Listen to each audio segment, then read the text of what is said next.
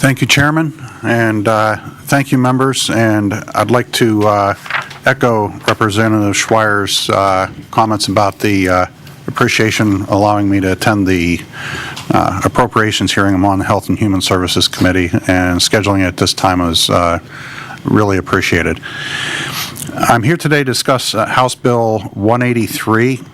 The genesis of this bill is that I happen to live right along Interstate 80, and I have a number of fire companies that brought this to my attention when I was first running back in 2012, that they are stuck with absorbing costs whenever there's an accident up there on Interstate 80 where there's a chemical spill and they've got to bring out the pigs and all the other stuff that are needed to control contamination to our water supply, that sort of thing. They're stuck with that bill. And doing a little bit more research, I'm finding out that it's happening with not just traffic accidents, but with some home fires and fires at businesses, where our volunteer fire companies are expected to have the equipment to handle these very significant events, and yet they're not being reimbursed by the insurance companies who are charging premiums to the homeowners, or the vehicle owners, or the trucking companies. Those organizations and businesses and individuals are actually paying their insurance companies a fee to cover the costs of what happens when there's an accident. Unfortunately, our volunteer fire companies, because they can't afford the professional staff to go after the insurance companies on something like this, they can't afford the legal fees if they're trying to sue for it. These guys are operating on shoestrings. They're out there doing boot drives, just all sorts of fundraisers, and for them that just covers the cost basically of kitting one of these volunteer firemen up. It costs about $8,000 right now just for a basic kit for one of our firemen. And we get a lot of turnover simply because the amount of training that's required.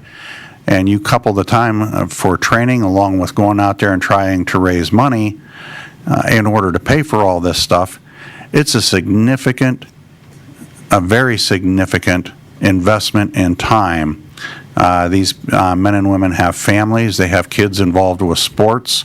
They're generally involved in a lot of community events and actively involved in their communities in so many different ways. I think it speaks not too well of the insurance carriers that they're putting up these types of fights and issues for these volunteers who put their lives on the line for us. And for that reason, House Bill 183 addresses that issue and makes it a requirement. Now, what this doesn't do is just give carte blanche that whenever a fire company has a response to an incident, number one, it does not pay for the fireman's time. Number two, they have restrictions in this bill on how much they can charge. FEMA and the federal government have come up with the Robert T. Stafford Disaster Relief and Emergency Assistance Act, which actually is the schedule for how they get reimbursed whenever there's a natural disaster that the governor calls people in, that sort of thing. And under this bill, the fire commissioner would set that level and go with those federally recognized standards for replacing the costs of the equipment and the wear and tear on that sort of stuff that the federal government has already recognized. And with that, I'm open to any questions that might be. Thank you.